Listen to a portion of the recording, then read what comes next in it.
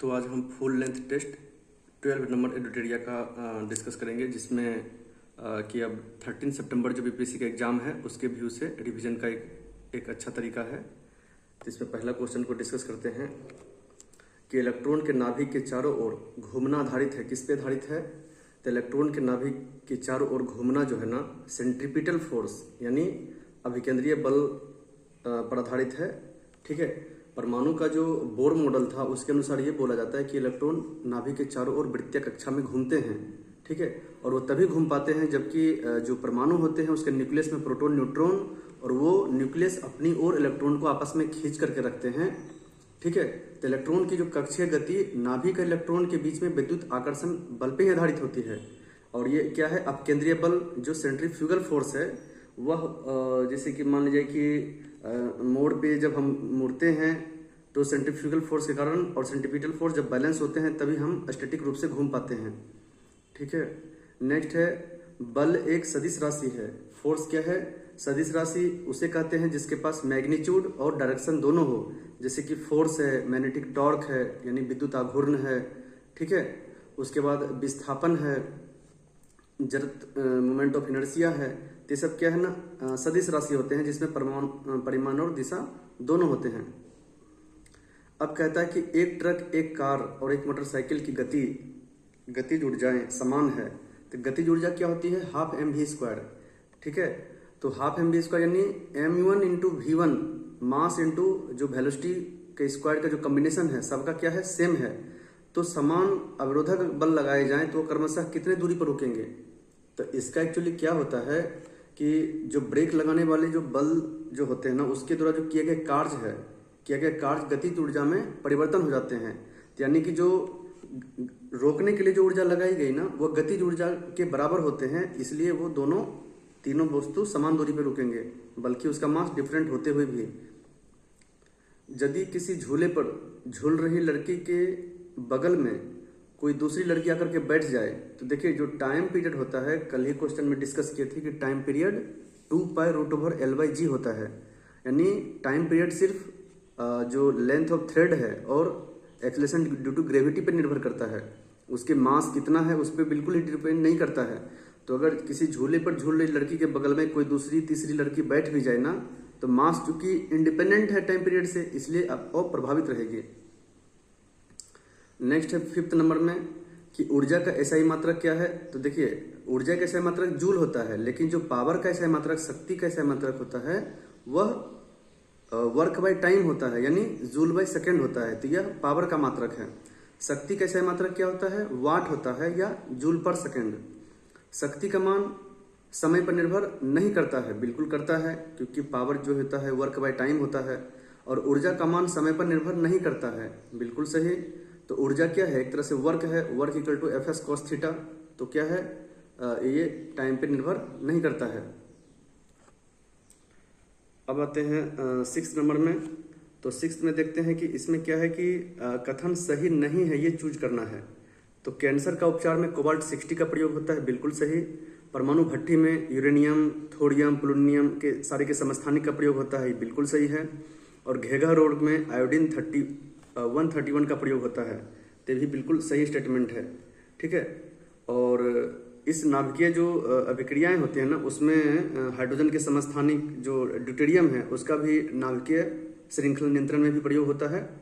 ठीक है, और जो रेडियो सक्रिय जितना भी समस्थानिक है उसका उपयोग भूमिगत तेल या गैस के पाइपलाइन का रिसाव पता करने में यूज होते हैं। तो इस प्रकार से इसका आंसर सारे के सारे सही हैं। हिग्स बोसोन को संज्ञा दी जाती है। तो कण जो भौतिकी के मानक मॉडल हैं, पार्टिकल्स मॉडल है, ठीक है, इसकी महत्वपूर्ण जो क्या है, इसका पता ठीक ढंग से भी लगाया नहीं जा सका है, जिस वजह से इसका जो नामांकन है एक नोबेल पुरस्कार विजेता लियोन लेंडरमैन की 1993 की पुस्तक से ली गई है, जिसमें उन्होंने गॉडडैम पार्टिकल रखा था और बाद में उसका नामांकन करके गॉड पार्टिकल कर दिया गया। 8th नंबर में है कि मैग्नेटिक फील्ड। तो देखिए मैग्नेटिक फ्लक्स का क्या होता है? यूनिट वेबर होता है। तो मैग्नेटिक फील्ड क्या है? Weber per unit metre square, यानी जो flux, magnetic flux per unit area. तो चुंबकीय क्षेत्र एक सदिश राशि होती है और इसका मात्रक टेस्ला होता है। और जो टेस्ला है ना यह क्या होता है, वेबर पर मीटर स्क्वायर के भी बराबर होता है। ठीक है, तो 8th का सी होगा। 9th नंबर में देखते हैं कि ध्वनि तरंग। तो ध्वनि तरंग क्या है, एक यांत्रिक तरंग है। यांत्रिक इसलिए है क्योंकि इसे जो गमन करने के लिए माध्यम की आवश्यकता होती है, जिससे ठोस, द्रव, गैस। ठीक है, तो ध्वनि क्या है, एक अनुदैर्ध्य तरंग है।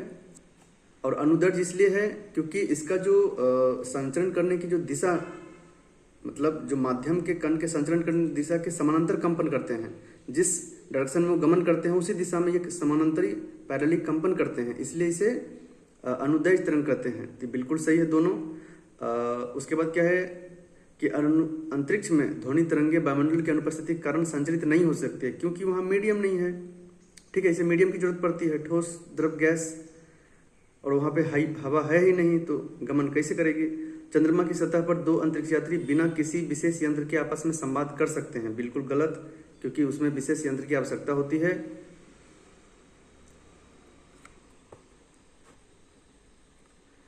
अब देखिए 10th नंबर में क्या है कि आधुनिक आवर्त सारणी।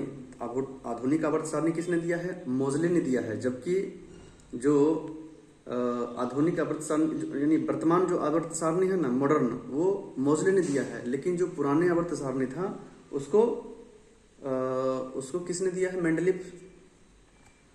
ठीक है ना, तो उसमें देखिए क्या है कि उसमें जो 6th नंबर के जो आवर्त होते हैं, ठीक है, आवर्त किसको बोलते हैं, रो को, अब वर्ग बोलते हैं कॉलम को। तो 6th जो आवर्त है ना, उसमें लेंथेनॉइड्स 57 से 71 होते हैं, और जो एक्टेनॉइड्स है वह 7th आवर्त में 89 से 103 तक होते हैं। और ये बता दूं कि आधुनिक जो मॉडर्न आवर्त सारणी है उसमें परमाणु क्रमांक पे सारे एटम्स जो है ना सुव्यवस्थित किए गए हैं, जबकि जो पुराने आवर्त सारणी है मेंडलीफ के, उसमें परमाणु द्रव्यमान के आधार पर सजाए गए थे, जो कि बहुत कहीं ना कहीं जगह कन्फ्लिक्ट कर रहा था। इस वजह से मोजले ने मॉडर्न आवर्त सारणी लाए थे। 11th में क्या है कि विद्युत ऋणात्मक परमाणु या मूलक का अनुपात बढ़ जाना, धन आवेश का बढ़ना अवकरण कहलाता है। ठीक है, इसमें देखिए क्या है ना, दोनों स्टेटमेंट उल्टा लिखा हुआ है। यानी ऑक्सीडेशन अभिक्रिया वह अभिक्रिया होता है कि जिसमें जो ऑक्सीजन का अनुपात बढ़ना होता है, यानी ऋणात्मक का, ठीक है ना, अनुपात बढ़ना होता है, और धनात्मक जो होता है ना घटना होता है, यानी H+ आयन पे कमी होती है, उसको ऑक्सीडेशन बोलते हैं। यहाँ देखिए उल्टा ही लिखा हुआ है। रिडक्शन में जस्ट उसका रेसिप्रोकल होता है। तो आंसर इसका 1 का आंसर ऑक्सीकरण होना चाहिए और 2 का आंसर रिडक्शन यानी अवकरण होना चाहिए। और ऑक्सीकरण अवकरण अगर साथ साथ हो तो उसको रेडॉक्स रिएक्शन कहते हैं, उभयधर्मी प्रतिक्रिया कहते हैं, जिसमें Al2O3 ये सब भाग लेते हैं। 12th में क्या है देखिए कि 12th में देखते हैं कि जो ये क्या है, इधर तत्व है और उसके ये अयस्क हैं, यानी धातु और उसके अयस्क का मिलान करना है। तो एल्युमिनियम का क्या है, बॉक्साइट, करंडम, क्राइलाइट, फेल्सपार। थोरियम का क्या है, मोनाजाइट है, जो केरला के तट पे पाए जाते हैं। और पिच ब्लेंड, कार्नेटाइट, ये सब किसका है, यूरेनियम का अयस्क है। आयरन का hematite, magnetite, siderite, pyrites. Hematite, magnetite, siderite, ठीक है। और पायराइट है कॉपर का है। मरकरी का क्या है, सिनेबार है। तो इस प्रकार से थोरियम का मोनाजाइट यहाँ होना चाहिए था। 13 में देखते हैं कि 13 में क्या है कि निम्नलिखित में से कौन सा सही है। जल से हल्का होने के कारण सोडियम जल में तैरता है, बिल्कुल सही। और जो सोडियम है इतनी हाईली रिएक्टिव है, इसका रिएक्टिविटी का ऑर्डर अगर देखेंगे तो sodium, potassium, calcium, magnesium, aluminium ये सब है। तो जल से हल्का होने के कारण सोडियम जल पे तैरता है। लिथियम सबसे हल्की धातु है, यहाँ गलत लिखा है भारी, और ओसियम सबसे भारी धातु है। आतिशबाजी में जो हरा रंग होती है ना, वो बेरियम के कारण, और लाल चटकीला रंग जो होते हैं ना, स्ट्रोंशियम के कारण, ठीक है। अब देखिए बारूद जो बनते हैं ना, गन पाउडर, उसमें सल्फर लगभग 75% होते हैं, ठीक है। तो 75% सल्फर होते हैं, चारकोल 15% और पोटेशियम नाइट्रेट जिसको साल्ट पीटर कहते हैं। तो बारूद में ये तीनों नहीं होते हैं। बारूद में क्या होते हैं, सल्फर 75%, चारकोल 15% और पोटेशियम नाइट्रेट जिसे साल्ट पीटर कहते हैं, उन्हीं का मिश्रण से बारूद बनते हैं। तो इस प्रकार से आंसर इसका ए सही है। देखिए प्लास्टर ऑफ पेरिस को क्या बोलते हैं, कैल्शियम CaSO4.12H2O। और यह जिप्सम का अत्यधिक तापमान पे गर्म करने से कैल्शियम सेमी हेमीहाइड्रेट बनते हैं। और यह जो है घरों में दीवारों, छतों आदि की सतह को चिकना बनाने में, खिलौना, मूर्ति के निर्माण में, टूटी फूटी हड्डियों की मरम्मत करने में भी इसका इस्तेमाल किया जाता है। जब रेडियो, अब देखिए ये 15 नंबर बहुत ही इंपॉर्टेंट क्वेश्चन है कि जब अल्फा कण की उत्सर्जन होती है तो अल्फा कण क्या होते हैं? 2 हीलियम 4 यानी हीलियम के आयन होते हैं। तो इसमें 2 प्रोटॉन और 2 न्यूट्रॉन जो न्यूक्लियस में होते हैं उसको कम कर देते हैं और परमाणु संख्या भी 2 घट जाते हैं, ठीक है।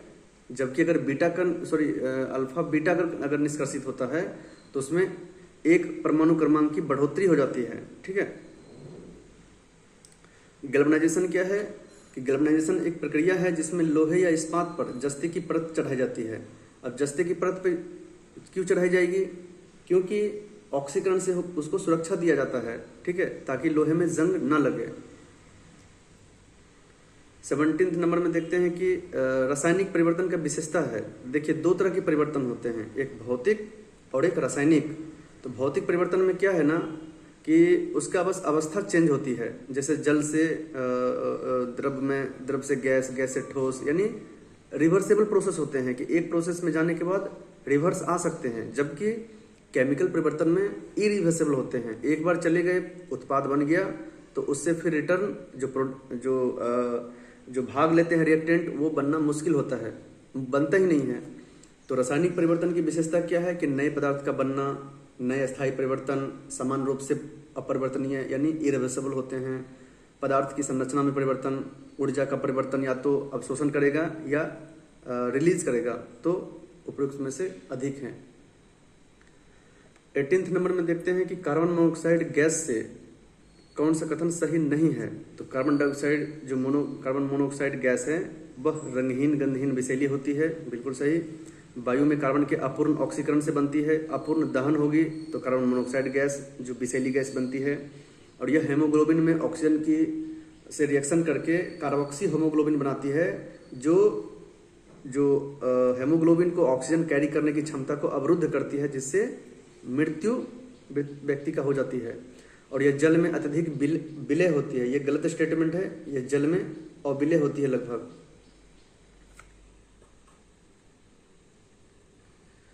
19 नंबर में देखते हैं कि कौन से श्वेत रक्त कण, तो देखिए जो आरबीसी, डब्ल्यूबीसी और प्लेटलेट्स होते हैं ना, इसको ब्लड कॉर्पस्कुल्स कहते हैं। और प्लाज्मा 60% होता है और 40% में आरबीसी, डब्ल्यूबीसी और प्लेटलेट्स होते हैं। तो आरबीसी को एरिथ्रोसाइट बोलते हैं, ठीक है, और डब्ल्यूबीसी को ल्यूकोसाइट बोलते हैं, ठीक है, और प्लेटलेट्स को तो प्लेटलेट्स है ही। तो इसमें क्या है कि एरिथ्रोसाइट्स आरबीसी को बोलते हैं, और डब्ल्यूबीसी में क्या है कि इसमें क्या बोलते हैं उसको, एंटीबॉडीज का निर्माण करते हैं, रोग प्रतिरोधक क्षमता। तो इसके कण बहुत महत्वपूर्ण हैं, इसमें एसिनोफिल्स, बेसोफिल्स, न्यूट्रोफिल्स, ठीक है, लिम्फोसाइट। तो lymphocyte, neutrophil, monocyte, basophil, eosinophil, ये सब किसके हैं? डब्ल्यूबीसी के प्रकार हैं, जिसको ल्यूकोसाइट्स भी कहते हैं। निम्नलिखित में से कौन सा कथन सही है? बड़ी आंत छोटी आंत की तुलना में अधिक चौड़ी किंतु लंबाई में छोटी होती है, बिल्कुल सही है कि बड़ी आंत 1.5 मीटर के लगभग आसपास होती है, जबकि छोटी आंत 6.5 से 7.5 मीटर के आसपास होती है। बड़ी आंत में कोई एंजाइम स्रवण नहीं होती है, बिल्कुल सही, क्योंकि बड़ी आंत का भूमिका यह होता है कि पानी और इलेक्ट्रोलाइट्स को अवशोषित करना और मल त्याग से बाहर को, वेस्ट चीज को बाहर कर देना। तो 20 का नंबर सी होगा आंसर।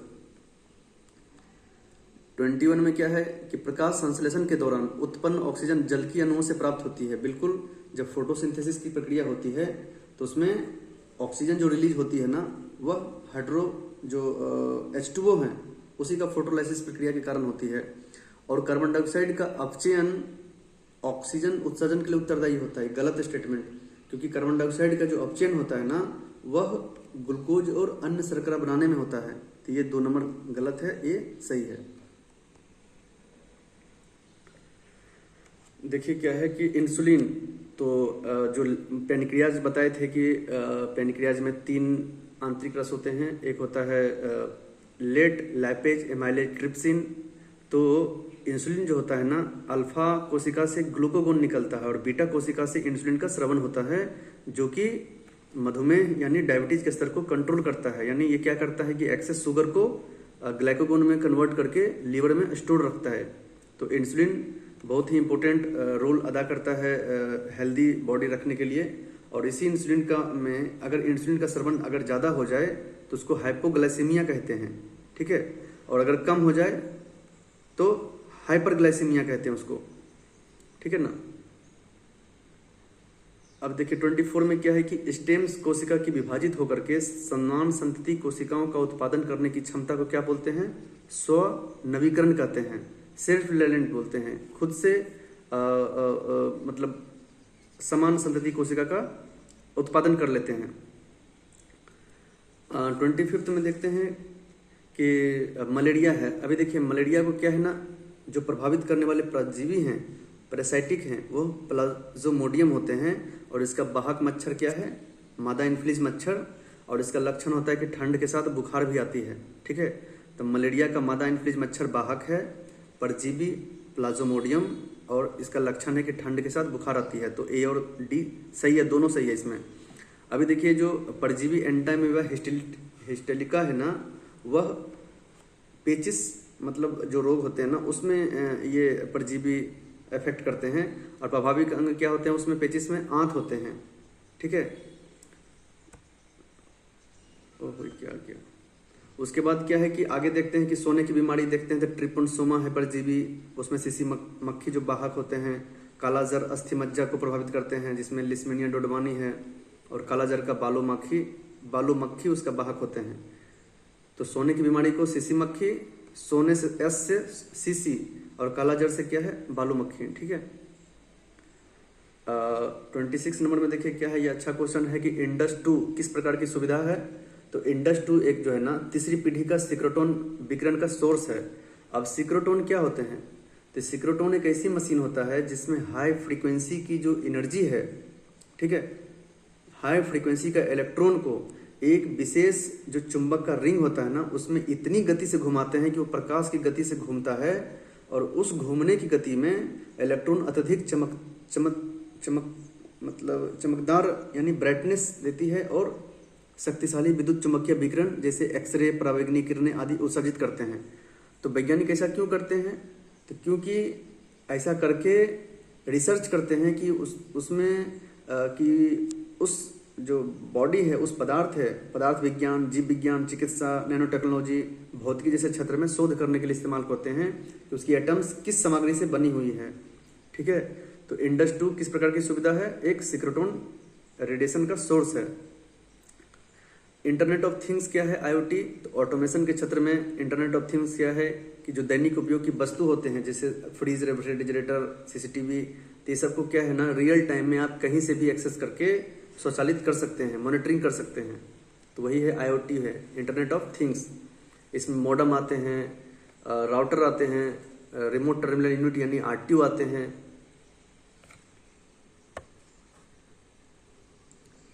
अब देखिए 28 में क्या है कि DRDO द्वारा विकसित अग्नि 5 मिसाइल का प्रमुख जो विशेषता क्या है?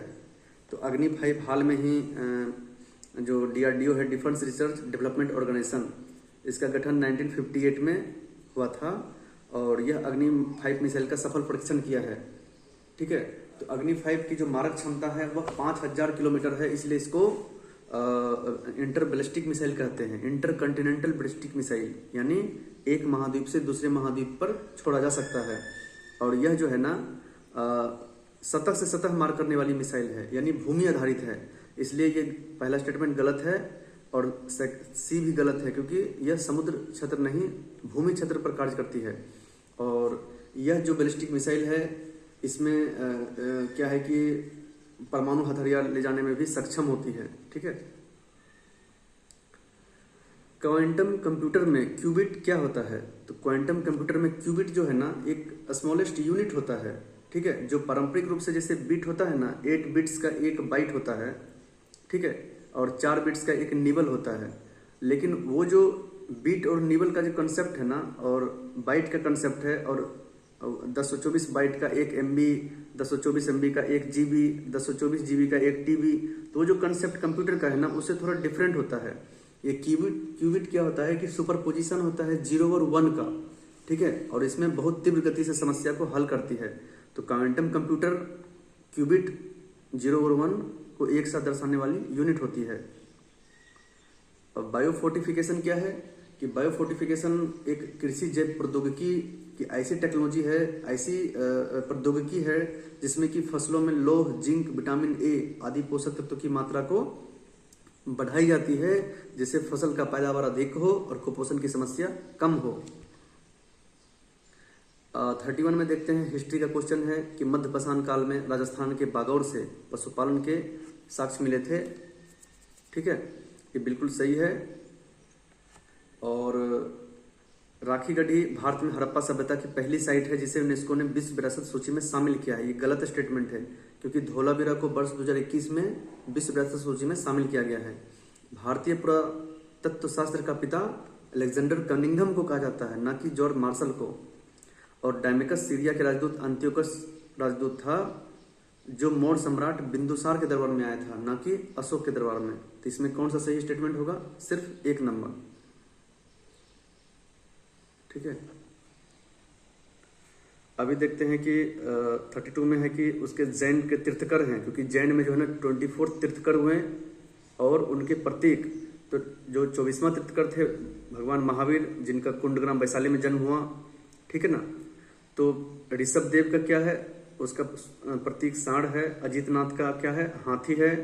पार्श्वनाथ का देखिए सर्व से सर्प हो गया, सांप हो गया। और महावीर स्वामी का सिंह हो गया। तो 32 का देखते हैं तो बी नंबर हो गया।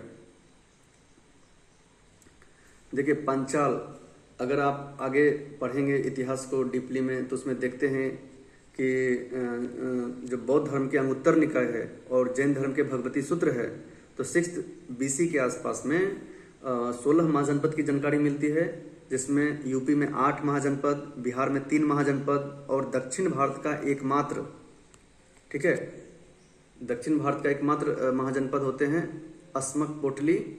और मत्स्य कहाँ है? विराटनगर। और कौशल का श्रावस्ती है। ठीक है ना। तो उसमें पंचाल महाजनपद की राजधानी कहाँ पड़ती है? तो काम्पिल्य में पड़ती है। ठीक है, और यह काम्पिल्य जो है ना उत्तर प्रदेश में आती है। ठीक है। नेक्स्ट है कि मौर्य काल में पाटलिपुत्र नगर का प्रशासन एक 30 सदस्यीय समिति द्वारा की जाती है। और इसकी जानकारी कहाँ से मिलती है? तो मेगास्थनीज से मिलती है, जिन्होंने इंडिका की रचना किए हैं। और वही मेगास्थनीज ने पूरा मौर्य काल के शासन की जानकारी उसके इंडिका से प्राप्त होती है कि किस प्रकार से शासन स्वरूप का संचालन होता था। तो उसमें 30 सदस्यीय समिति, जिसमें 6 समिति होती थी और हर एक में 5 होते थे, 6 × 5 = 30 हो गया। तो उसमें जो 6 समिति था ना, तो देखिए पहला समिति किससे है? उद्योग और शिल्प का निरीक्षण से। ठीक है, तो पहला क्या करेगा? उद्योग और शिल्प के निरीक्षण से। दूसरी समिति उद्योग शिल्प का निरीक्षण हो गया, तो दूसरा क्या करेगा? द्वि से विदेश, यानी विदेश की देखरेख करेगा। विदेशियों जो लोग आते हैं ना व्यापार करने, उसकी देखरेख करेंगे। तो पहला समिति उद्योग और शिल्प का निरीक्षण, द्वितीय विदेशियों की देखरेख, तीसरा जो समिति है ना वह जन्म मरण का लेखा जोखा रखते थे, और चतुर्थ समिति वाणिज्य व्यापार का, पंचम निर्मित वस्तु का। ये जो पंचम समिति है निर्मित वस्तु के विक्रय का निरीक्षण, और जब विक्रय हो गया तो उससे क्या होगा? वसूली करेगा। तो छठा में क्या है ना? बिक्री कर पर वसूली करना। तो 34 का बी होगा। विक्रमशिला यूनिवर्सिटी, तो पाल वंश के संस्थापक धर्मपाल ने, ठीक है, और धर्मपाल का कार्यकाल 770 से 810 तक माना जाता है। और उसी के समय में विक्रमशिला यूनिवर्सिटी जो भागलपुर क्षेत्र में आते हैं, और इसका रिनोवेशन के लिए अभी केंद्र सरकार ने मंजूरी प्रदान किए हैं। 36 में क्या है? तो 36 में देखते हैं कि प्राचीन कालीन राजवंश और उसके संस्थापक।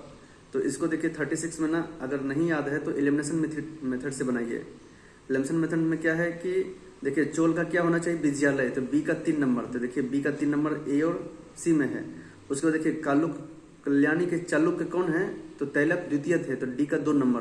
तो डी का 2 देखिए सिर्फ एक ही में है। तो इस प्रकार से बाकाटक का बिंद शक्ति, चोल का विजयालय, गढ़वाल का चंद्रदेव और कल्याणी के चालुक्य का कौन है? तैलप द्वितीय। मोहम्मद गौरी, देखिए मोहम्मद गौरी जो था ना, भारत का अंतिम विजय 1205 ईस्वी में गोखरों के विरुद्ध किया था।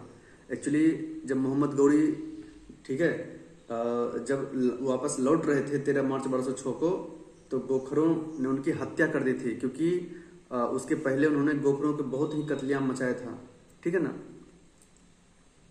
दिल्ली सल्तनत के अंतर्गत तुगलक वंश का संस्थापक कौन है? तो गुलाब खिले तो शायद लोगे, जो गुलाम वंश, खिलजी वंश, तुगलक वंश, गुलाब खिले तो शायद मतलब सैयद वंश, लोगे मतलब लोदी वंश। तो जो तीसरा वंश है ना, गुलाब खिले तो तुगलक वंश, वो सबसे लंबा कार्यकाल तक शासन किए थे, ठीक है। और उसमें ही 1320 से 25 तक लगभग जो गयासुद्दीन तुगलक है, वो उन्होंने संस्थापक रहा था, उसको गाजी मलिक भी कहते हैं। जबकि अली गुरसफ जो है ना, अलाउद्दीन खिलजी को कहा जाता है, जिनका कार्यकाल 1296 से 1316 तक रहा था। 39 क्या है कि विजयनगर साम्राज्य के अंतर्गत उसके पश्चिमी तट क्षेत्रों में फ्लोरिन और डुकेट नाम की मुद्राएं प्रचलित थी, जो कि इटली की मुद्राएं थी, ना कि पुर्तगाली की। अगर पुर्तगाली की मुद्राएं की बात करते हैं तो उसको क्रूजेडो कहता था, ठीक है। और तेलुगु कविता के पितामह कहे जाने वाले अल्लासनी पेद्दन कृष्ण देवराय के दरबार में रहते थे। तो 1509 से 1529 जो इनका कार्यकाल था, उनके दरबार में यह कवि रहते थे। 39 40 में क्या है कि किस मुगल शासक के द्वारा राजधानी को आगरा से दिल्ली स्थानांतरित किया गया? तो आगरा से दिल्ली स्थानांतरित किया गया था शाहजहां के कार्यकाल में। शाहजहां का जो कार्यकाल है 1628 से 1658, और उन्होंने 1638 में राजधानी को आगरा से दिल्ली स्थानांतरित किए थे, ताकि केंद्रीय लेवल पे सत्ता का सुचारू रूप से संचालन किया जा सके। अभी देखिए कि 41 में मिलान करना है कि कौन सी संस्थाएं कब बनी थी। तो विश्व भारती 1921 में बनी है रविन्द्रनाथ टैगोर के द्वारा। हिंदू महासभा लाला लजपत राय पंडित मदन मोहन मालवीय 1915 में। सोशल सर्विस लीग जो है वर्ष 1911 में Shri Narayan Malhar Joshi. Women's Indian association यह 1917 में एनी बेसेंट और मार्गरेट कजिन्स के द्वारा। तो इस प्रकार से इसका आंसर क्या होगा? सी नंबर। 42 में देखते हैं कि हैदराबाद का कौन संस्थापक थे? जब 1707 में मुगल वंश जो है ना, धीरे धीरे उनकी सत्ता कमजोर होने लगी, तो कुछ जो है दक्षिण भारत के राज्य धीरे धीरे स्वतंत्र होना शुरू हो गए, कुछ उत्तरी भारत के राज्य भी स्वतंत्र होना शुरू हुए। तो जिसमें हैदराबाद का जो संस्थापक था चिनकलिज खां, ठीक है, और निजामुल मुल्क आसफ जाह जिसको बोलते हैं। अवध का कौन है? शहादत खां और बुरहानुल मुल्क। बंगाल का कौन है? मुर्शिद कुली खां। और कर्नाटक का सदतुल्ला खां।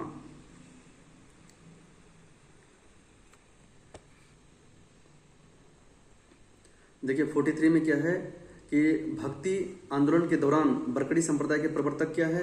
तो जब भक्ति आंदोलन दक्षिण भारत में स्टार्ट हुआ था, खास करके महाराष्ट्र में, तो उसमें दो तरह की अवधारणाएं पैदा हुई थी, एक बरकड़ी संप्रदाय और एक धरकड़ी संप्रदाय। बरकड़ी मतलब विठोबा पंथ को मानते थे और धरकड़ी राम पंथ को मानते थे। तो बरकड़ी संप्रदाय जो विठोबा पंथ के थे, वो कृष्ण को आराध्य मानने का पंथ था, जबकि धरकड़ी संप्रदाय राम पंथ यानी राम को मानते थे। तो उसमें ही ज्ञानेश्वर ने बरकड़ी संप्रदाय के प्रवर्तक रहे थे। और यह 1275 से 1296 तक इनका वो था समय। भारत आने वाले पहले अंग्रेजी जहाज, देखिए बहुत इंपॉर्टेंट क्वेश्चन है बीपीएससी के रिस्पेक्ट में, कि भारत आने वाला प्रथम अंग्रेजी जहाज रेड ड्रैगन था।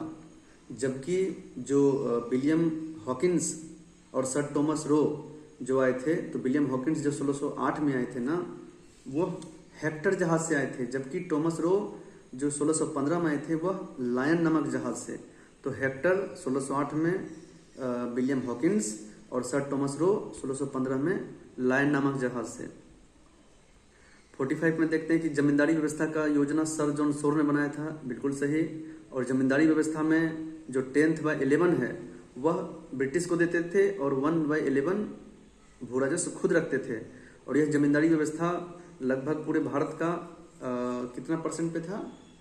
तो शायद 21% पे था यह, ठीक है। और रैयतबाड़ी 51% पे था। 46 में क्या है कि इसमें कथन और कारण का चर्चा किया गया है। तो भारत के विभिन्न प्रांतों में 1880 के दशक में स्थानीय स्वशासन संबंधी कानून बनाए गए। तो जैसा कि जानते हैं कि 1880 से 1884 में लॉर्ड रिपन जो स्थानीय स्वशासन का पितामह कहे जाते हैं, उन्होंने बहुत सारा रिफॉर्म्स लाए। इस वजह से 1882 में स्थानीय स्वशासन संबंधी कानून तत्कालीन वायसराय लॉर्ड रिपन द्वारा बनाया गया था। तो दोनों का स्टेटमेंट सही है।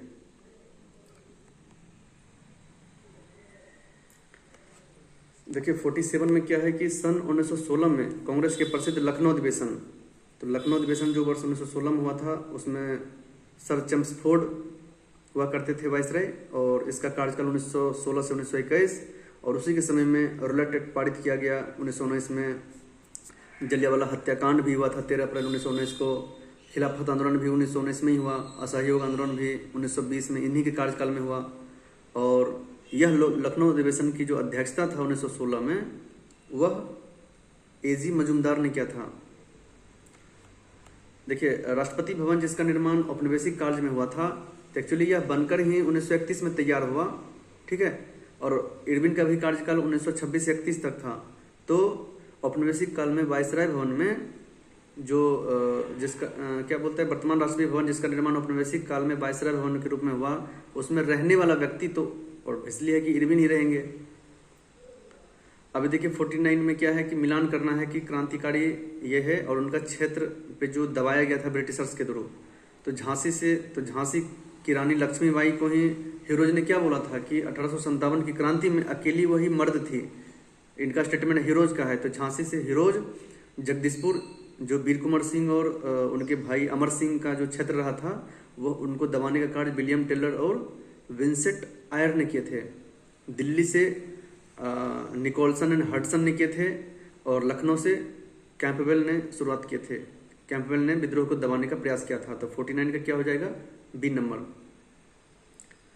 50 में क्या है, 50 में क्या है ना कि महात्मा गांधी ने दांडी मार्च, ठीक है, दांडी मार्च की यात्रा शुरुआत किस तिथि से की, तो 12 मार्च 1930 को, और इसको खत्म कब किया, तो 6 अप्रैल 1930 को नमक सत्याग्रह तोड़ने के पश्चात।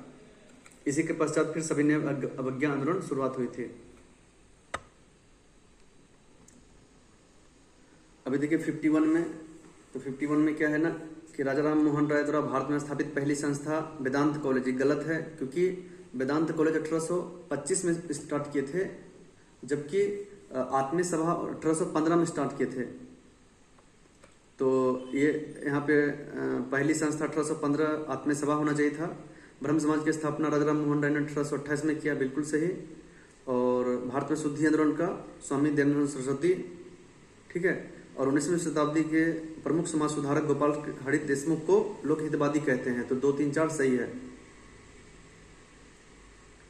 20वीं शताब्दी के दूसरे तीसरे दशक में राष्ट्रीय आंदोलन के तिलक स्वराज फंड की स्थापना की गई थी। देखा जाता है कि जब 1920 में जब लाल बहादुर शास्त्री का निधन हो गया आकस्मिक रूप से, तो दिसंबर 1920 के कांग्रेस अधिवेशन में एक तिलक स्वराज फंड यानी क्राउड फंडिंग का अभियान का घोषणा किया गया, जिसकी मकसद था कि असहयोग आंदोलन के लिए पैसा जुटाना ताकि स्वराज की स्थापना हो सके। इस राशि का उपयोग कहाँ करेंगे, तो असहयोग आंदोलन के बेहतर संचालन, चरखा खादी ग्रामोद्योग की स्थापना, देसी जो भी शिक्षा का केंद्र है उसकी स्थापना, यानी जितना भी रचनात्मक वर्क है उसी को स्थापित करने हेतु महात्मा गांधी ने तिलक स्वराज फंड की स्थापना वर्ष 1920 में किए थे। महात्मा गांधी द्वारा हरिजन सेवक संघ की स्थापना कब किए गए, तो सन 1932 पुणे में। एक्चुअली इनका जो नामांकन था, इनके पीछे भी बहुत पॉलिटिक्स है, क्योंकि उस समय सांप्रदायिक पंचायत शुरू हो गया था, ठीक है। और पुणे जो समझौता हुआ 24 सितंबर 1932 को, तो इस वजह से क्या हुआ ना कि थोड़ा फूट की भावना झलकने लगी थी। तो उसको यूनाइट करने के लिए महात्मा गांधी ने एक भारतीय अस्पृश्यता विरोधी लीग की स्थापना की, जिसके बाद आगे बदल करके भारतीय सेवक हरिजन सेवक संघ की स्थापना किया, और जितने भी वंचित समुदाय हैं उसको हरि का जन कह के पुकारा। देखिए इसमें क्या है 54 में, तो 54 में देखते हैं कि आजाद हिंद फौज, देखिए यहाँ उल्टा लिखा हुआ है, आजाद हिंद फौज की स्थापना वर्ष 1942 में रास बिहारी बोस ने शुरू किए थे, जबकि आजाद हिंद जो सरकार है उसकी स्थापना 21 अक्टूबर 1943 को सिंगापुर में किए थे, ठीक है। और भारत की अस्थायी सरकार सिंगापुर से चलाते थे आजाद हिंद सरकार के नाम से। इस निर्वाचित सरकार ने ब्रिटेन और अमेरिका के खिलाफ युद्ध की घोषणा भी किए थे, और जो जर्मनी है, इटली, जापान, म्यांमार सहित 9 जो देश है ना, सुभाष चंद्र बोस को सपोर्ट किए थे। तो ये दोनों स्टेटमेंट अपोजिट लिखा है। 55 में क्या है, ये कब घटना घटित हुई ये लिखना है कि स्वराज पार्टी की जो स्थापना हुई थी वह 1 जनवरी 1923 में मोतीलाल नेहरू और चित्तरंजन दास ने किए थे। हंटर कमेटी का जो रिपोर्ट है वह जो 13 अप्रैल 1919 की जो घटना घटी थी जलियांवाला हत्याकांड, तो उसके एवज में हंटर कमेटी बनी जिसने 379 आदमी मारे जाने की बात कही थी। और हंटर कमेटी की जो रिपोर्ट है वह 28 मई 1920 को प्रकाशित हुई थी। हिंदुस्तान रिपब्लिक एसोसिएशन यह 1924 कानपुर में, और साइमन कमीशन की नियुक्ति तो ये 8 नवंबर 1927 को। इस प्रकार से इसका आंसर बी होगा। सुभाष चंद्र बोस के राजनीतिक गुरु कौन थे, तो चित्तरंजन दास, ठीक है, और महात्मा गांधी के गोपाल कृष्ण गोखले। सत्यार्थ प्रकाश नामक पुस्तक किसने लिखे हैं, तो आर्य समाज का जो स्थापना 1875 में हुआ था मुंबई में, ठीक है, उन्होंने सत्यार्थ प्रकाश जो है उनका विचार उसमें संकलित है, और इन्होंने वेदों की ओर लौटने का भी नारा भी दिए थे।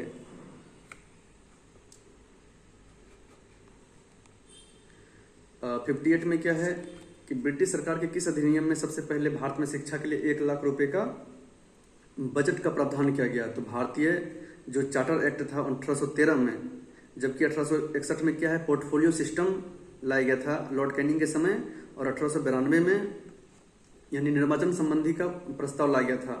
चार्टर एक्ट 1833 में क्या है कि जाति धर्म लिंग समुदाय के आधार पर कोई भेदभाव नहीं होगा, और इसमें पूर्णतः चाय चीनी का जो एकाधिकार था ना सब चीज खत्म कर दिया, जबकि 1813 में चाय चीनी को छोड़ करके एकाधिकार को समाप्त किया गया था, जबकि 1813 चार्टर एक्ट में व्यापार का एकाधिकार पूर्णतः खत्म कर दिया गया। अमृत बाजार पत्रिका के स्थापना किसने किया, तो अमृत बाजार पत्रिका की जो स्थापना हुए थे शिशिर कुमार घोष ने 1868 कलकत्ता में किए, और चूंकि vernacular press act Lord Lytton के समय में आए थे तो उससे बचने के लिए उन्होंने रातों रात 1878 में अंग्रेजी भाषा में रूपांतरित कर दिए थे। 60 नंबर में क्या है, बीपीएससी समाचार पत्र और संपादक से ज्यादा क्वेश्चन करते हैं, इसलिए इसका याद रखना इंपॉर्टेंट है कि सुधारक जो पत्र था उनका संपादन गोपाल कृष्ण गोखले ने किए थे। वॉइस ऑफ इंडिया इसका दादा भाई नौरोजी ने, द लीडर को मदन मोहन मालवीय ने, द पायनियर पुस्तक का जो समाचार पत्र का जो संपादन है वह जॉर्ज एलन ने। तो सुधारक का किसने किया, Gopal Singh Gokhale. Voice of India दादा भाई नौरोजी। निम्नलिखित में से कौन सी राजधानी बिंबिसार के दरबारी वास्तुकार महागोविंद द्वारा बनाई गई थी, तो जो पहला बुद्ध संगति राजगृह या गिरिब्रज में हुई थी, तो उसकी जो वास्तुकार थे आर्किटेक्ट थे वो उन्होंने महागोविंद द्वारा ही बनाया गया था। और राजगीर अभी हॉकी जो है ना एशिया कप का आयोजन किया है, फिर जो बहुत सारे खेल का रिस्पेक्ट में अभी राजगीर उभरता हुआ एक स्टेट मतलब उभरता हुआ जो है ना शहर के नाम आ रहा है। 62 में देखते हैं कि सम्राट अशोक ने बौद्ध धर्म के प्रचार के लिए श्रीलंका अपने जो पुत्र था महेंद्र और संघमित्रा को भेजे थे। हुमायूं के समय में बिहार का किस रणनीति था, तो हुमायूं के समय में जो है ना बिहार में चूंकि उस समय अफगानों का जो शासन हो गया था शेषा सूरी जिनका मकबरा सासाराम में है, तो हुमायूं ने शासन किया 1530 से 40 और 1555 से 56। इसके बीच का जो 15 साल जो गैप था उसमें उन्होंने निर्वासित रहे और हमीदा बानो बेगम से शादी कर लिए थे। बिहार को मुगल साम्राज्य का सूबा का यानी प्रांत का दर्जा दिया गया था, तो उसमें देखते हैं कि जो प्रशासनिक जो पुनर्गठन लगभग 1580 में हुआ उसमें बेहतर शासन के लिए बिहार को एक प्रांत का दर्जा दिया गया, जिसमें उस समय के साम्राज्य में 12 प्रांत थे, ठीक है, हालांकि बाद में 15 प्रांत हो गए थे धीरे धीरे। किस युद्ध के बाद शाह आलम द्वितीय ने ब्रिटिश इंडिया कंपनी को बंगाल बिहार उड़ीसा के क्षेत्र को एकत्र करने का अधिकार दे दिया? जब 22 अक्टूबर 1764 को बक्सर का युद्ध लड़ा गया, ठीक है, तो उसमें क्या हुआ कि ये तीनों जो शासक थे हार गए थे। कौन शासक, तो मुगल जो सम्राट शाह आलम द्वितीय, बंगाल के नवाब मीर कासिम और अवध के नवाब सिजाउद्दौला, इस तीनों संयुक्त सेनाओं ने ब्रिटिश के खिलाफ लड़ाई लड़ी और ब्रिटिश ने इस तीनों के ऊपर निर्णायक जीत किया। तो ब्रिटिशर समझ गया कि यहाँ की सत्ता कमजोर है, इसको जीतना बहुत आसान है, और जीतने के बाद उन्होंने कंपनी की शक्ति को सुदृढ़ीकृत किया। राजनीतिक के साथ साथ आर्थिक रूप में उन्होंने इंटरफेयर करना शुरू कर दिया। बिहार क्षत्रिय सम्मेलन का पहला सेशन कब हुआ था? तो वर्ष 1908 में आयोजित हुआ। ठीक है, और इसमें जो भी स्थानीय शिकायत है उसका चर्चा करना, ब्रिटिश राष्ट्रीय आंदोलन के साथ समन्वय स्थापित करने के लिए बिहार क्षत्रिय सम्मेलन का स्थापना किया गया था। 67 में क्या है कि बाबू वीर कुंवर सिंह की मृत्यु के पश्चात 1857 का विद्रोह का नेतृत्व किसने किया? तो अमर सिंह। मुजफ्फरपुर बम विस्फोट किसकी हत्या का प्रयास था? तब जो मुजफ्फरपुर 30 अप्रैल 1908 को मुजफ्फरपुर बम विस्फोट कांड हुआ था, जिसमें कि जो भारतीय क्रांतिकारी था जो बहुत कठोर सजा देता था, उसी को जान मारने के लिए इन्होंने आयोजन किया था। और वह न्यायाधीश कौन था? Douglas Kingsford. लेकिन जो बम गिरा मतलब बम जो गिरा था वह किंग्सफोर्ड की जगह केनेडी और उसकी पत्नी, केनेडी की पत्नी और बेटी की मौत हुई। उस दिन ये बच गया था किंग्सफोर्ड ने। अभी देखते हैं 69 में कि जो पटना सचिवालय कांड हुआ था 11 अगस्त 1942 को, तो उसमें देखिए उमाकांत प्रसाद सिन्हा, 100 से सिन्हा, 100 से सारण से उनका जन्म स्थान था। जगपति कुमार कहाँ से थे? तो भागलपुर से। इसमें कह रहा है कि सही सुमेलित कौन सा है? तो उमाकांत प्रसाद सिन्हा सारण से। जगपति कुमार कहाँ से थे? तो जगपति कुमार देखते हैं कि वह जो है ना औरंगाबाद से थे। ठीक है, औरंगाबाद से जगपति कुमार थे। भागलपुर से जगपति कुमार नहीं थे। भागलपुर से कौन था? सतीश प्रसाद झा थे। राजेंद्र सिंह सारण से, तो 100 से सिन्हा, 100 से सारण हो गया, 100 से सिंह, 100 से सारण हो गया। और रामानंद सिंह जो थे पटना से थे। वन स्थिति रिपोर्ट के अनुसार बिहार के किस जिले में अत्यधिकतम खुला वन क्षेत्र है? तो यह कहाँ है? कैमूर में खुला वन क्षेत्र है, ओपन फॉरेस्ट है, जो 499 किलोमीटर स्क्वायर है। जबकि बहुत घना और मध्यम घना की बात करें तो वेस्टर्न चंपारण में है। निम्नलिखित खनिजों और जिलों के युग्म सही है। तो इसमें देखिए क्या है ना कि गैलेना जो होता है ना वह बांका में सही है, पीबीएस जिसको गैलेना बोलते हैं। जबकि चूना पत्थर की बात करते हैं तो रोहतास कैमूर में। अभ्रक जो है नवादा, जमुई, गया। क्वार्टजाइट की बात करते हैं तो नवादा, जमुई, गया, मुंगेर में पाए जाते हैं। 71 में डी होगा। अभी देखते हैं कि जो कौन सी नदी बिहार में उत्पन्न होती है। तो बिहार में जो उत्पन्न होती है बूढ़ी गंडक, जो कि जिसको सिकरहना नदी भी कहते हैं, सिकरहना नदी। और बिहार के पश्चिमी चंपारण में जो सोमेश्वर पहाड़ी है ना, उसी का चौतरवा चौर से निकलती है। और यह गोगरी जो खगड़िया है ना, गोगरी जमालपुर, तो खगड़िया जिला में गंगा नदी से मिल जाती है। और यह बिहार की सबसे लंबी सहायक नदी है। ठीक है, जबकि जो कोसी है ना वह गोसाईनाथ नेपाल से निकलती है, महानंदा दार्जिलिंग से, और कमला कहाँ से निकलती है? तो महाभारत रेंज से। बिहार में गोहत्या कानून का किस वर्ष प्रतिबंध लगाया गया था? तो बिहार पशु संरक्षण सुधार अधिनियम 1955 के तहत बिहार में गोहत्या कानून पर प्रतिबंध लगाया गया। बजट से संबंधित है तो बिहार बजट 2025-26 के अनुसार केंद्र सरकार से बिहार को जो ग्रांट्स मिला था तो 2025-26 में कितना मिला है? तो 54,575 करोड़ लगभग। जबकि जो उसके पिछले वर्ष में 52,160 करोड़ मिला था। तो दोनों को डिफरेंस करेंगे ना तो 2414 करोड़ का अनुमान लगाया गया है। अभी देखिए कि बिहार आर्थिक सर्वेक्षण, बिहार जो इकोनॉमिक सर्वे जो वर्ष 2006-07 से शुरू हुआ है, और इस बार 2024-25 का जो बिहार इकोनॉमिक सर्वे था वह 18वीं पेश किया गया सम्राट चौधरी के द्वारा। और इसमें बिहार सरकार का जो कुल जो बजट का आंकड़ा था वह 3,16,895 करोड़ लगभग। ठीक है, तो बिहार राज्य का कुल जो व्यय हुआ वह 2,52,082 करोड़ रुपया। ठीक है, और इसमें जो है बिहार राज्य के कुल राजस्व प्राप्ति में इतना करोड़ रुपए हैं, और बिहार राज्य के कुल व्यय और कुल राजस्व प्राप्ति का अंतर इतना है। तो इकोनॉमिक सर्वे पढ़ने से ही यह सही होगा। तो गलत पूछ रहा है तो यानी तीनों सही है, इसमें कोई गलत नहीं है।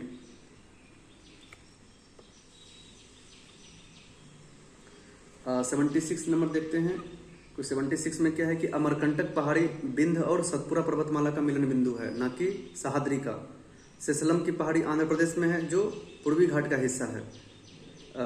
नल्लामलाई की पहाड़ी भी आंध्र प्रदेश में ही है जो पूर्वी घाट का हिस्सा है।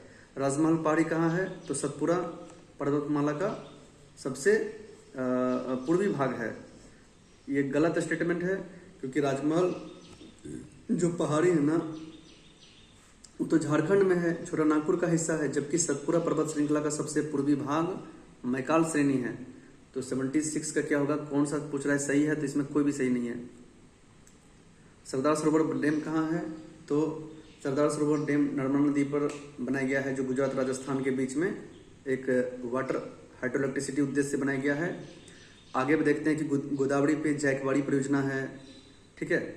उसके बाद देखते हैं कि नागार्जुन सागर कृष्णा नदी पे, भाखड़ा नंगल सतलज नदी पे, माता टीला बांध बेतवा नदी पे, गांधी सागर, जवाहर सागर, राणा प्रताप सागर, ये सब किस पे हैं, चंबल नदी पे हैं।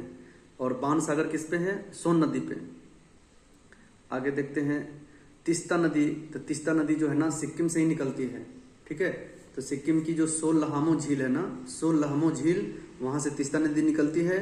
और तीस्ता नदी को ही सिक्किम का जीवन रेखा कहा जाता है, लाइफ लाइन, ठीक है। और इसकी जो सहायक नदी है ना, वह दो नदियां होती है, एक है रंगित और दूसरा रांगपो। ये केवल एक गलत है, क्योंकि तीस्ता नदी का सिक्किम से उद्भव होता है, जबकि ब्रह्मपुत्र नदी का जो उद्गम स्थान है ना, वह तिब्बत के मानसरोवर झील से निकलती है। स्वयं जुताई वाली मिट्टी किसकी विशेषता है, तो काली मिट्टी को कपास मिट्टी या स्वतः जुताई वाली मिट्टी बोलते हैं। इसको स्वतः जुताई वाली मिट्टी इसलिए बोलते हैं कि शुष्क मौसम में इस मिट्टी में चौड़ी दरार पड़ जाती है, जो कि खुद ही जो है ना लगता है कि जुता हुआ खेत जैसा। 80 नंबर में देखते हैं कि गेहूं की फसलों के बारे में। तो गेहूं की फसल चूंकि रबी फसल है, ठंडे के मौसम में उपजाई जाती है, इसलिए यह क्या है, शीतोष्णकटिबंधीय फसल है। और इस फसल के अंतर्गत कुल क्षेत्रफल का 85% उत्तरी और मध्य क्षेत्र में केंद्रित है। बिल्कुल सही, क्योंकि सिंधु गंगा के जो मैदान है, मालवा पठार, ठीक है, और 2700 मीटर की ऊंचाई के हिमालय केंद्र में है, वो सारे की जगह में गेहूं की खेती होती है। और बता दूं कि पूरे वर्ल्ड में गेहूं के उत्पादन का लगभग 14% प्रोडक्शन सिर्फ भारत करता है। और चावल का प्रोडक्शन भारत में यूपी, तेलंगाना, पश्चिम बंगाल, पंजाब और उड़ीसा करती है। निम्नलिखित में से किस देश लाल सागर की सीमा पर स्थित है, तो लाल सागर जब मैप देखेंगे ना, तो लाल सागर के जो नीचे हैं वह इजिप्ट है, यानी मिस्र, सूडान, इरिट्रिया, जिबूती है। और लाल सागर के जो ऊपर टच करते हैं सऊदी अरब और यमन है। और इसी को जो स्टेट है ना, उसी को गल्फ ऑफ एडन बोलते हैं, ठीक है। तो इसमें चारों टच करते हैं। आदिम निर्वाह कृषि उष्णकटिबंधीय क्षेत्र, जहाँ पे बहुत ही गर्मी है, यानी आदिम निर्वाह कृषि यानी झूम कृषि है, जो कि अफ्रीका है, दक्षिण और मध्य अमेरिका तथा दक्षिणी पूर्वी एशिया में प्रचलित है यह आदिम निर्वाह कृषि। और गहन निर्वाह कृषि किसको बोलते हैं, चूंकि जनसंख्या का उच्च घनत्व हो गया है, तो उसमें क्या है ना, गहन निर्वाह कृषि से एशिया के घनी आबादी क्षेत्र में पाई जाती है। 83 में क्या है कि जो भूकंप होते हैं ना, उसमें 3 तरंगें निकलती है, प्राइमरी वेव्स, सेकेंडरी वेव्स, एक लोअर या एस सरफेस वेव्स बोलते हैं। तो पी तरंगे अनुदैर्घ्य होती है, इसको 3 माध्यम की जरूरत पड़ती है, या तो ठोस, द्रव या गैस। जबकि जो सेकेंडरी वेव्स होते हैं वह सिर्फ ठोस से गमन करती है, ठीक है। तो पी अनुदैर्घ्य तरंगे हैं, जबकि एस अनुप्रस्थ तरंगे हैं। तो सबसे तेज भूकंप तरंगे किसके होंगे, जो सबसे पहले पहुंचेंगे, तो पी तरंग। और हाल ही में ही अफगानिस्तान में 2-3 दिन की घटना पहले का है कि अफगानिस्तान में 6 पॉइंट का तीव्रता इतना आया कि जलालाबाद जो है ना, उसके 8 किलोमीटर डाउन में ही एपी सेंटर पाया गया, जिसकी वजह से लगभग 800 से 900 आदमी की मृत्यु हो गई है अभी तक।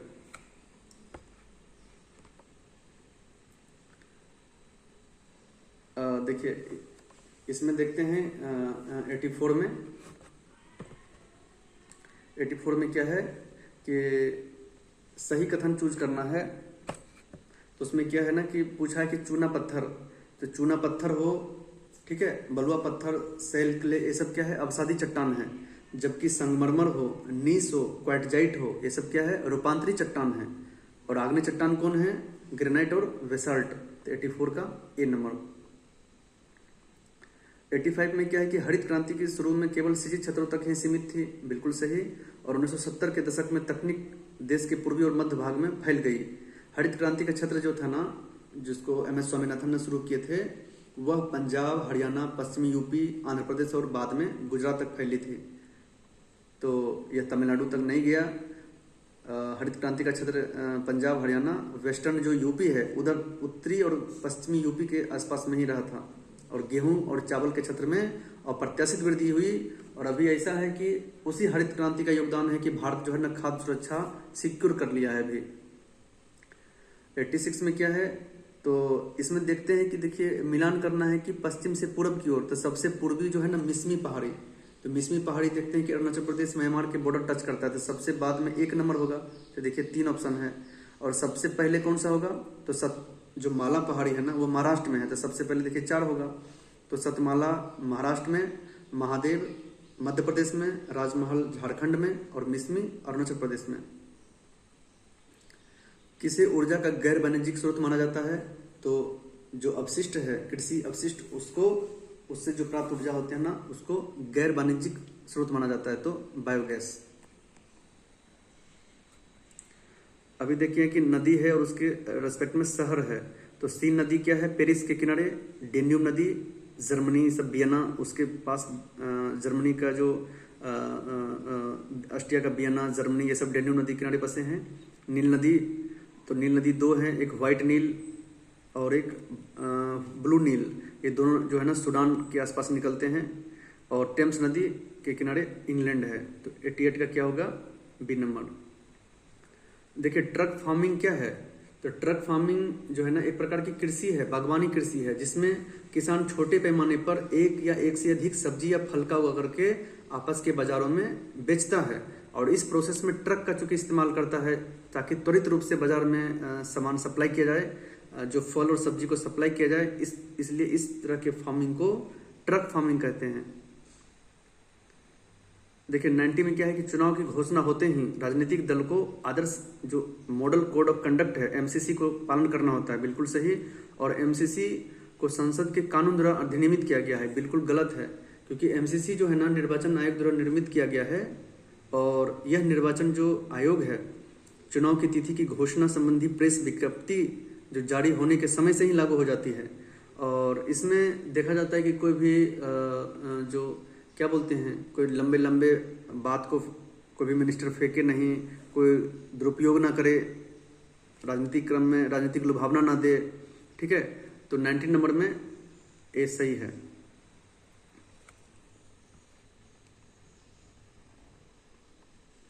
देखिए बॉक्साइट किस धातु का अयस्क है, तो ये दोबारा क्वेश्चन आ गया है कि बॉक्साइट, क्रोंडम, क्राइलाइट ये सब एल्युमिनियम का अयस्क है। और यह जो है ना छत्तीसगढ़ अमरकंटक में बॉक्साइट का बहुत बड़ा भंडार है, जबकि उत्पादक देखते हैं उड़ीसा बॉक्साइट का सबसे बड़ा उत्पादक राज्य है। अभी मिलान करना है, देखिए तो इसमें एलिमिनेशन मेथड से मिलाइए कि 42वां संविधान संशोधन 1976 में क्या हुआ कि समाजवादी उसमें जो है ना अखंडता, समाजवाद और उद्देशिका प्रस्ताव को जोड़ा गया था, ठीक है। 42वां संविधान संशोधन 1976 में उद्देशिका, पंथ निरपेक्ष सब जोड़ा गया था। 44वां संविधान संशोधन 1978 में संपत्ति के अधिकार को कानूनी अधिकार कर दिया, मौलिक अधिकार से हटा के। 61वां संविधान संशोधन जो 1988 में हुआ था, ठीक है, उसमें जो मताधिकार की आयु है 21 वर्ष से 18 वर्ष कर दिया गया। जबकि जो 38वां संविधान संशोधन 1975 था उसमें जुडिशियल रिव्यू शक्ति का परिसीमन किया गया, यानी न्यायिक पुनरीक्षण की शक्ति का परिसीमन। तो 92 का बी का हो जाएगा, 42वां संविधान संशोधन का 3, सी का 1, डी का क्या हो जाएगा, डी का 2 और ए का 4 नंबर। निम्नलिखित में से कार्यों में से कौन सा कार्य स्थानीय स्वशासन से संबंधित नहीं है, तो जो लोक व्यवस्था का अनुरक्षण है ना यह राज्य सरकार के अंदर आता है। बाकी जन स्वास्थ्य, स्वच्छता का प्रबंधन, जन अनुपयोगी सेवाएं, सड़कें, पुल, आर्थिक सामाजिक विकास, अग्निशमन, ये सब क्या है, लोकल बॉडीज का काम है। केंद्रीय स्तर पर द्विसदनात्मक विधायिका की स्थापना की गई। तो वर्ष 1919 के जो भारत शासन अधिनियम आए थे, तो केंद्र में द्विसदनात्मक व्यवस्था में 2 व्यवस्थाएं थे, एक प्रथम सदन राज्य परिषद, दूसरा केंद्रीय विधानसभा। तो राज्य परिषद में 60 सदस्य थे, जिसमें 34 का निर्वाचन होता था, बाकी का मनोनयन होता था। और केंद्रीय विधानसभा में 144 सदस्य थे, जिसमें कि 104 का निर्वाचित और 40 का मनोनयन, 104 का निर्वाचित और 40 का मनोनयन होता था। देखिए 14 जुलाई 1789 को जो फ्रांसीसी क्रांति हुई, तो वहाँ के वहाँ से स्वतंत्रता, समानता, बंधुत्व शब्द जो हमारे संविधान में दिखता है कहीं ना कहीं फ्रांसीसी क्रांति से ही लिया गया है। वर्तमान में कितने राज्य में विधान परिषद अस्तित्व में है? तो टोटल 6 है, जिसमें कि बिहार, यूपी, ठीक है, आंध्र प्रदेश से अलग हुआ तेलंगाना, तो बिहार, यूपी, आंध्र प्रदेश, तेलंगाना और कर्नाटक और महाराष्ट्र, तो 6 जो है विधान परिषद हैं। बाकी जो टोटल 22 जिला हैं उसमें सिर्फ विधानसभा है।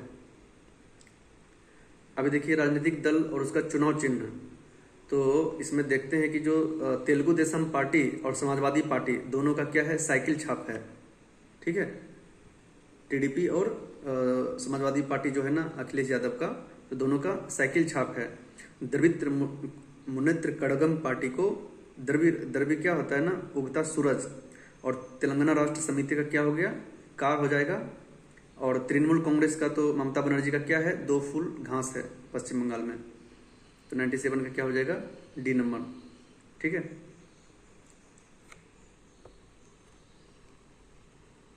98 में देखते हैं कि निम्नलिखित पदाधिकारी का वरीयता यानी उसका रैंकिंग के अनुसार से सजाना है। तो पहला रैंक पे क्या आते हैं? राष्ट्रपति, दूसरा उपराष्ट्रपति, तीसरा भारत के प्रधानमंत्री, चौथा भारत के राज्यपाल आते हैं, ठीक है।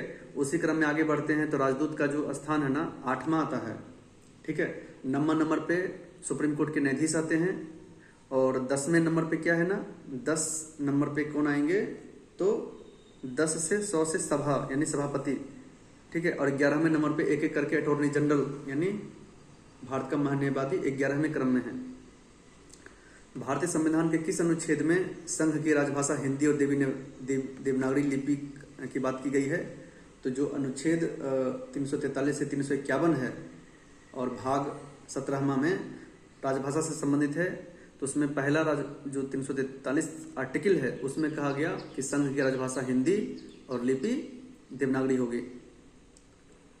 अभी देखिए क्या है ना, इसमें इस्पात संयंत्र और सहयोगी देश की मदद से जो बनाया गया है, तो भार याद रखिए, भार, भा से भिलाई, रा से रसिया की मदद से, बिल्कुल सही। राज से राउरकेला, जा से जर्मनी की सहायता से बनाया गया था। इसका बार यानी बोकारो रूस की सहायता से। और दाब यानी द से दुर्गापुर, ब से ब्रिटेन की मदद से, तो ब्रिटेन हो गया इंग्लैंड और भिलाई हो गया रसिया। तो 1 और 4 दोनों सही है और ये 2 और 3 गलत है। 101 में क्या है देखिए, एम.एन. रॉय ने 1945 में जो पीपल्स प्लान की प्रस्तुत किया था, पीपल्स प्लान, ठीक है। और इस पीपल्स प्लान में उन्होंने क्या बोला कि कृषि क्षेत्र और औद्योगिक क्षेत्र दोनों के विकास को प्राथमिकता दिया गया, क्योंकि जो सामान्य जनमानस है उनकी मूलभूत आवश्यकता यह कृषि और औद्योगिक क्षेत्र ही पूरी कर सकती है। तो दोनों स्टेटमेंट सही है इसका। अब देखते हैं 102 में कि किस संविधान संशोधन अधिनियम के द्वारा केंद्रीय और राज्य के मंत्रिपरिषद के आकार को निश्चित कर दिया गया। तो जो 51वां संविधान संशोधन 2003 में आया था उसमें प्रधानमंत्री सहित, अगर संसद के लेवल पे देखते हैं लोकसभा के रेस्पेक्ट में, तो प्रधानमंत्री सहित जो भी मिनिस्टर्स हैं वह पूरे सीट का 15% से अधिक नहीं हो सकता है। और विधानसभा में यह है मुख्यमंत्री सहित 15% से उसकी आकार ज़्यादा नहीं हो सकता है। National institute of transforming India NITI Aayog, जो योजना आयोग को हटा करके 1 जनवरी 2015 को लाया गया, तो इसमें योजना आयोग के स्थान पर लाया गया था। और 11वीं पंचवर्षीय योजना तक योजना आयोग रहा, जब 12वीं पंचवर्षीय योजना 2012 में आना था तो उसे हटा करके 2014 में नीति आयोग लाया गया और 1 जनवरी 2015 से यह कार्यरत है। इसमें पूर्णकालिक अध्यक्ष होते हैं, गलत है, क्योंकि नीति आयोग का जो पदेन अध्यक्ष वही प्रधानमंत्री होते हैं। और इसका गठन 1 जनवरी 2015 को किया गया और यह सहकारी संघवाद या थिंक टैंक के रूप में काम करते हैं, ठीक है। आगे देखते हैं 104 में कि अर्थव्यवस्था में अगर मंदी यानी रिसेशन और मुद्रास्फीति मतलब इन्फ्लेशन, तो रिसेशन और इन्फ्लेशन अगर दोनों हो तो उसको स्टैगफ्लेशन बोलते हैं। यानी उस अर्थव्यवस्था में अगर मंदी हो यानी बहुत ही मंदी चल रहा हो और मुद्रास्फीति मतलब महंगाई चल रहा हो, अगर दोनों एक साथ साथ चले तो उसको स्टैगफ्लेशन बोलते हैं। तो उसमें मंदी में क्या होता है कि रेपो रेट को घटाना पड़ता है ताकि मार्केट में तरलता बढ़े, और मुद्रास्फीति में रेपो रेट बढ़ाना पड़ता है ताकि मार्केट में तरलता घटे। तो ये जो स्थिति आती है ना, तो उस समय इकोनॉमिस्ट को बहुत दिक्कत होता है कि दोनों को कैसे मैनेज करें। तो इस अर्थव्यवस्था में बेरोजगारी मुद्रास्फीति दोनों साथ साथ होती है, बिल्कुल सही। इसमें मुद्रास्फीति यानी महंगाई की दर ऊंची, आर्थिक समृद्धि की दर नीची और बेरोजगारी का दर ऊंची बनी रहती है। तो ये जो सारा स्टेटमेंट है ना वो स्टैगफ्लेशन से संबंधित है। अभी देखिए 105 में क्या है ना कि इसमें कहते हैं कि नजदीकी और समीपस्थ मुद्रा उस मुद्रा को कहते हैं कि जिसको यूज करके आप तुरंत मुद्रा में कन्वर्ट कर सकते हैं। जैसे सोना चांदी को ले जाइए मार्केट में, तुरंत कोई मुद्रा में कन्वर्ट कर देगा, तो इसको नजदीकी या समीपस्थ मुद्रा कहते हैं। दुर्लभ मुद्रा उस मुद्रा को कहते हैं कि मतलब कि मार्केट में मांग उस मुद्रा को ज्यादा हो लेकिन उसकी पूर्ति कम हो रही हो, तो उसको दुर्लभ मुद्रा कहते हैं। जैसे ब्रिटिश पाउंड है, अमेरिकी डॉलर है, यूरोपीय यूनियन का जो यूरो प्रचलित है, यानी मांग ज़्यादा है लेकिन पूर्ति कम हो रहा है, तो उसको दुर्लभ मुद्रा। और सुलभ मुद्रा किसको कहते हैं कि मांग कम हो रहा हो लेकिन पूर्ति अधिक हो रही हो, उसको सुलभ मुद्रा कहते हैं। और हॉट मनी उस मुद्रा को कहते हैं जिसको मतलब त्वरित होने की प्रवृत्ति ज़्यादा रहती हो, यानी एक जगह से दूसरे स्थान पर तुरंत परिवर्तित हो जाता हो। तो जैसे शेयर की जो प्रवृत्ति होती है ना कि लोग अल्पकालिक लाभ को ध्यान में रखते हुए वित्तीय परिसंपत्तियां या प्रतिभूति में निवेश करते हैं, तो क्या होता है कि जैसे शेयर गिरता है लोग निवेश निकाल लेते हैं, जैसे शेयर बढ़ता है तो लोग खरीदने शुरू कर देते हैं। ठीक है, तो इसका तीनों स्टेटमेंट सही है। 106 में देखते हैं कि रेपो रेट वह रेट होता है जो आरबीआई जो कमर्शियल बैंक है ना अल्पकालिक ऋण देते हैं, जबकि बैंक रेट जो है ना दीर्घकालिक ऋण देते हैं, जो भी राज्य हो या कोई इंस्टीट्यूशन हो, फाइनेंशियल इंस्टीट्यूशन हो या गवर्नमेंट ही क्यों ना हो, तो बैंक रेट जो होता है ना दीर्घकालिक ऋण देता है, जबकि रेपो रेट और रिवर्स रेपो रेट दोनों अल्पकालिक ऋण देता है आरबीआई। रेपो रेट जो है ना अल्पकालिक ऋण कमर्शियल बैंक को देता है, लेकिन रिवर्स रेपो रेट अल्पकालिक ऋण कमर्शियल बैंक से आरबीआई पुनः ले लेता है। रेपो रेट में वृद्धि से अगर वृद्धि रेपो रेट में करेंगे तो क्या होगा, मार्केट में तरलता कम हो जाएगी, जिससे मुद्रास्फीति की महंगाई कम हो जाती है और वस्तु सेवाओं की कीमत में कमी होती है, ना कि वृद्धि। इसलिए 1 नंबर सही है। अभी देखिए विभेदात्मक ब्याज दर, ये बहुत ही इंपॉर्टेंट क्वेश्चन है, तो जिसको डिफरेंशियल रेट ऑफ इंटरेस्ट कहते हैं। तो differential rate of DRI scheme इसी को बोलते हैं। ठीक है, तो डिफरेंशियल रेट ऑफ जो इंटरेस्ट है वो वर्ष 1972 में इंदिरा गांधी के जो कार्यकाल था 1966 से 1977, तो उसी के समय में वर्ष 1972 में DRI differential rate of interest scheme आया था। और इस स्कीम में सारे बैंकों को यह निर्देश दिया गया कि समग्र जो ऋण दे रहे हो ना उसका कम से कम 1% अंश निर्धन व्यक्ति या कम आय वर्ग को 4% ब्याज दर पर ही आवंटित करें, यानी कम ब्याज दर पर आवंटित करें, जिससे कि वह अपनी आजीविका, स्वरोजगार और अपनी जो गरीबी है उसको कम कर सके, कुछ रोजगार करके वो अपनी गरीबी को कम कर सके। तो इसी को आगे बढ़ाते हुए वर्ष 1992 में नाबार्ड भी इसको आगे बढ़ाने का कार्य किया। तो नाबार्ड ने क्या है ना कि एक SBLP यानी self help group bank linkage programme लाए, फिर भी गरीबी रेट को कम नहीं कर पाए वो।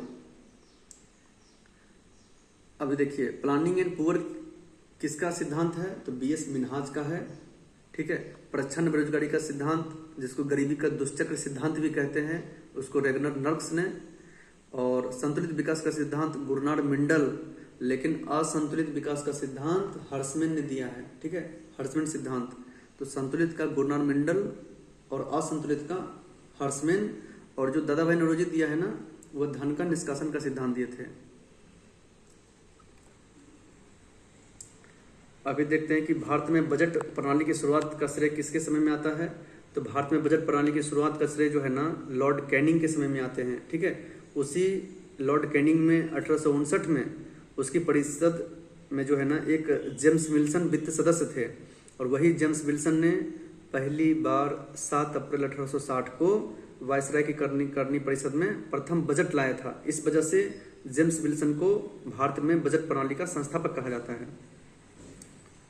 देखिए दांत कौन दिखाते हैं, जो बेरोजगार रहते हैं, तो दांतेवाला समिति बेरोजगारी का अनुमान से हो जाएगा, लिंक करके याद रखिए।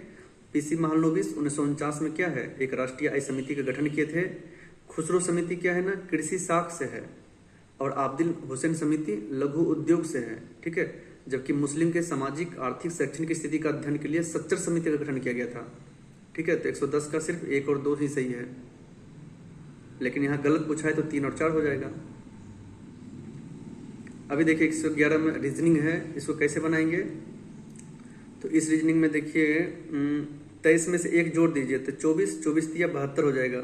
32 में एक जोड़ दीजिए 33 गुने 4 132, इसलिए 16 गुने 16 में एक जोड़ दीजिए 17 गुने 5 85 हो जाएगा।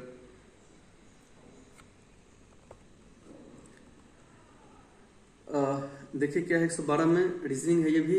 तो इसमें क्या है कि ए का स्थान क्या है, एक है, इसका भी एक है, बी का 2 है, और एफ का कितना स्थान है, तो एफ का स्थान है 6 है। ठीक है, ये क्यों ब्लिंक कर रहा है इतना।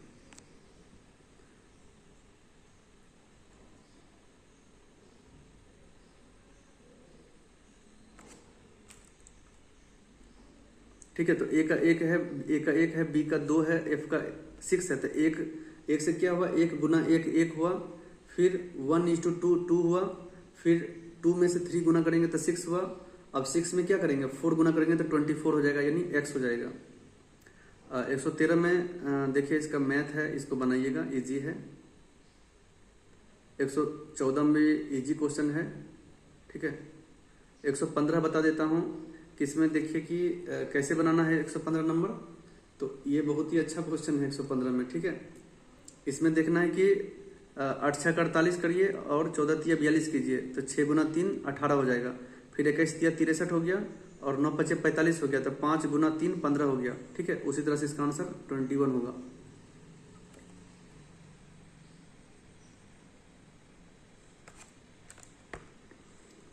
इसमें देखिए क्या 116 में 116 का रीजनिंग है, इसका आंसर डी है। 117 का ए है। 118 का आसानी है कि इसका सीपी निकाल लीजिए, 24/5 ये इसका सीपी हो जाएगा, और मार्केट प्राइस हो जाएगा 20/4 यानी 5 रुपया। इसका लाभ परसेंटेज निकाल लीजिए। 119 में इसमें देखिए कि 15 किलोमीटर लेंथ दिया है, दोनों सिर्फ रास्ता 15 किलोमीटर है, उसी के दोनों एंड पॉइंट से आ रहा है। तो मिलने का समय क्या होगा, d/v हो जाएगा। तो d है 15, दोनों का रिलेटिव वेलोसिटी 6 है, तो 15/6 2.5 मिनट हो जाएगा। अभी देखिए कि 120 का आंसर क्या है, 60 है। इसको बना के देखिए। देखिए 38वां जो राष्ट्रीय गेम्स हुआ था, ठीक है, 38वां राष्ट्रीय गेम्स कहाँ हुआ था, तो हल्द्वानी उत्तराखंड में। जबकि 39वां का जो प्रावधान है वह कहाँ आयोजन होगा, वह फरवरी मार्च 2027 में मेघालय में होगा। ठीक है,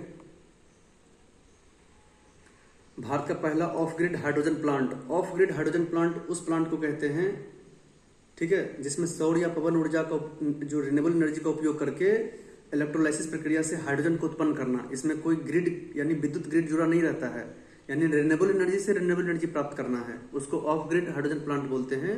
और यह कच्छ गुजरात में अडानी समूह ने 5 मेगावाट ग्रीन हाइड्रोजन प्लांट शुरू किया है। भारत का पहला शून्य वेस्ट एयरपोर्ट कौन सा है, तो शून्य वेस्ट एयरपोर्ट इंदौर। विश्व फेयर प्ले दिवस 19 मई 2025 को संयुक्त राष्ट्र महासभा ने आधिकारिक तौर पे घोषणा किया, और इसको आगे जाकर के यूरोपीय विश्वविद्यालय खेल संघ ने, ठीक है, एथलीटों को जो है ना निष्पक्ष रूप से इसमें काम करे, आपस में एकजुटता, सहिष्णुता, निष्पक्षता को बढ़ावा मिले, तो इसलिए इस संगठन के द्वारा मनाया गया। भारत में पहला ड्रोन फॉरेंसिक लैब, तो उत्तर प्रदेश जो है ना UPSIFS यानी Uttar Pradesh state institute of forensic science Lucknow में स्थापित किया गया है। ठीक है, उसमें ड्रोन की उत्पत्ति, उड़ान पथ व संभावित खतरे, तत्वों का विश्लेषण, आपराधिक और निगरानी की चुनौती को कम करने के लिए ड्रोन फॉरेंसिक का स्थापना लखनऊ में किया गया है। भारत का पहला देखिए सोलर अल्ट्रावायलेट इमेजिंग टेलीस्कोप का किस अभियान का हिस्सा है, तो आदित्य L1 जो कि PSLV C57 से लॉन्च किया गया है। ठीक है, तेरे मेरे सपने राष्ट्रीय महिला आयोग द्वारा स्थापित किया गया है, जिसमें शादी से पहले युवाओं को मानसिक, भावनात्मक और सामाजिक रूप से तैयार करना, जिससे उसकी वैवाहिक जीवन सफल रूप से संपन्न हो सके।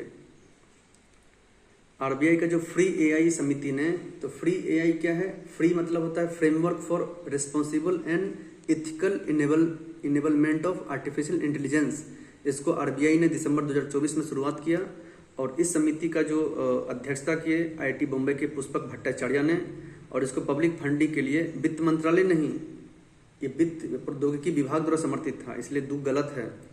ठीक है, और इस समिति में मूल्यांकन करना आर्टिफिशियल इंटेलिजेंस का मदद करके, तो 128 का ए आंसर सही है। प्रोजेक्ट 39A क्या है? तो प्रोजेक्ट 39 जैसा कि 39A के आर्टिकल जो है ना, उसमें क्या है, निःशुल्क विधि सहायता। तो इसमें क्या है ना, निःशुल्क विधि सहायता से प्रेरित है कि मृत्युदंड और व्यापारिक जो व्यापक आपराधिक न्याय, उसमें कैसे रिफॉर्म्स लाए जाए। ठीक है, तो इसमें नेशनल लॉ यूनिवर्सिटी दिल्ली ने लाया है। राष्ट्रीय क्वांटम मिशन के तहत भारत का पहला 25 क्यूबिट वो क्या है? तो इंडस। ठीक है, इंडस है, जिसको बेंगलोर स्थित QPI AI नामक स्टार्टअप ने विकसित किया है। आगे देखते हैं कि स्प्री कार्यक्रम। तो स्प्री कार्यक्रम क्या है ना, इसको ESIC लाया है, कर्मचारी राज्य बीमा निगम, जिसमें कि असंगठित और अप्रतिबंधित श्रमिकों पंजीकरण का अवसर मिले।